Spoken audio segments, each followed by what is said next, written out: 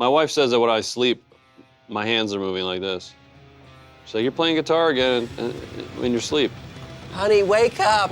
Wake up, you're playing the guitar.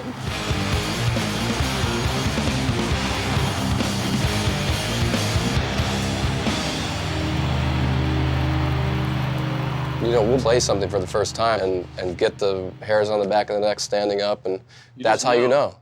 You're you like, know if that's it's good. Fucking sick. But then somebody else Like when you might... see a pretty girl, you're like, that's a pretty girl. That's a great riff. And you know you have that magic moment with that riff, that one time. That's all it takes to sell everybody on it.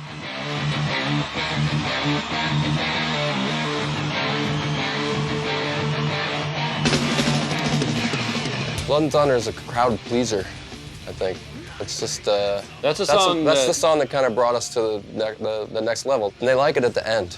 Yeah, at the end, then it gets macho. And then it starts popping off.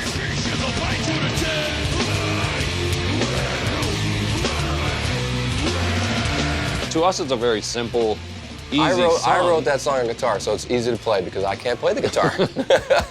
But it's one of the best, you know. Even if your mom were to walk in, she'd be like, yeah, I can groove to that. I got it. It's 2 notes, cool.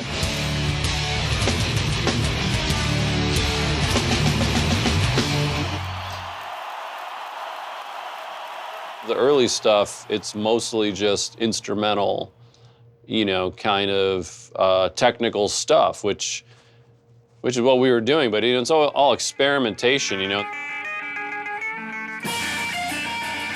We had a singer for a few months, and we all kind of were just like, okay, that guy's the singer, and we're just gonna concentrate on like making the music and the instrumentation. He's gonna roll around on the floor and scream. He's gonna get drunk and roll around, scream, and not even, you know, whatever, you know. We had a tour booked, and our singer just left. We were like, no one knows who we are. No one's heard us before. So Troy and Brent were like, we'll just yell stuff randomly, you know, whatever. And they still do. Yeah.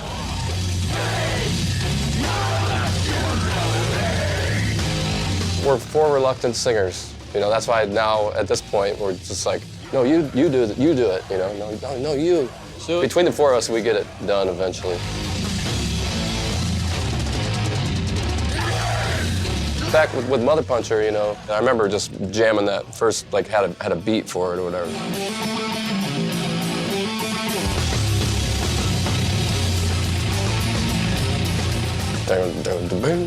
Yeah. And then you kind of just wrote a guitar riff around the rhythm, and that's how that happened. And then Brent had that. Yeah.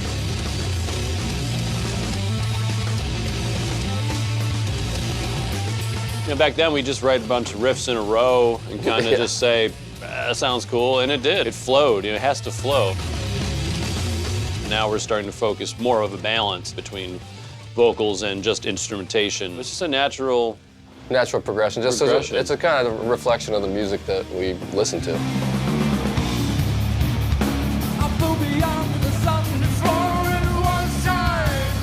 Oblivion was one that I remember just getting goosebumps when we were playing it for the first time in our little practice space. And Brent wrote all that stuff. It's just like, there's so much to that song, you know, there's so many different parts and cool chord progressions, and I think it's one of our greatest moments. We always kind of, you know, wanted to be proggy, I guess, you know. And I always love low-tuned, heavy music with harmonizing vocals.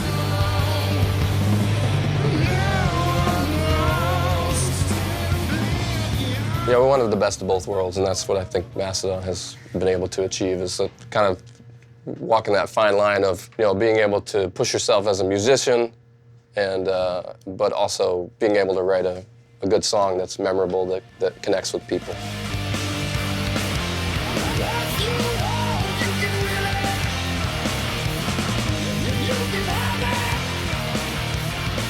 I think even last night, some guy, he was, you know, like my age, and he was like, I'd never heard of you guys before until I heard MOTHERLOAD and saw the video, and I was like, man, who are these guys? I gotta check this out, you know, it's really cool.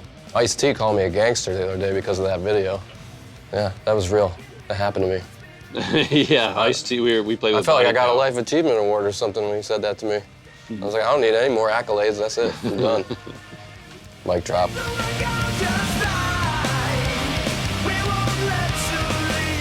All the records they're very different. I mean, they still have that common thread of our personality and our signature sound.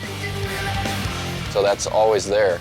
But you know, you have these people over here, they're like, no, Crack the Sky's the best album. These people over here are like, no, Remission's the best album. No, this is the best album. Once you start writing music for like the fans, who what you think they want, you're done. Then you are truly lost. Everybody wants to hear another Remission record.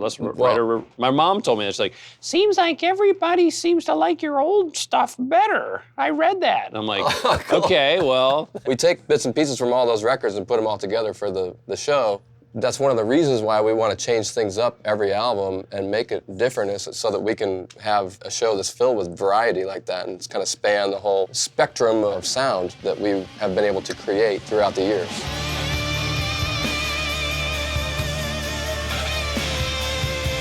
It's an outlet, you know. It's a creative outlet just to get it off your chest. I mean, when you write about it, it makes it real. You know, I've gotten so many emails from people like, your album, this song, and it seems like we've done a lot more healing, you know, with a lot of our records. And to me, that's how much better can that be? More of a compliment than you're actually helping someone who's hurting. You know, my mom has cancer, and she has terminal cancer, and I just found out.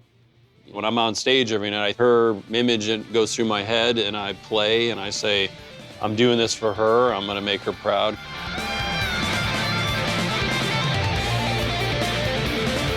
Playing the drums for me is a cathartic exercise, you know.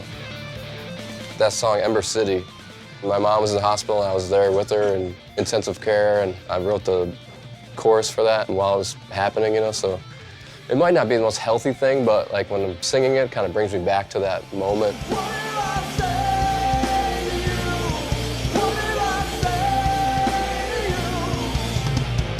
Music is it is healing. It's healed me. I've been in really dark, deep places, and I've put a record on, and I might not know what they're saying, but they're talking to me. Whatever they're saying, I'm gonna sing along, I'm gonna feel better. Yeah, you apply it to your own personal situation, and it makes you feel better. It's like 100 Band-Aids all over your body. 100 Band-Aids. This moment I take is real. We know what we're gonna do. We build an emotional connection to the songs, and so if we're honest about it, and we're being honest, which we are, and we're writing that material, then that's going to resonate with someone else because it's a human experience that we have together. We kind of like the surprises that pop up when we're writing music.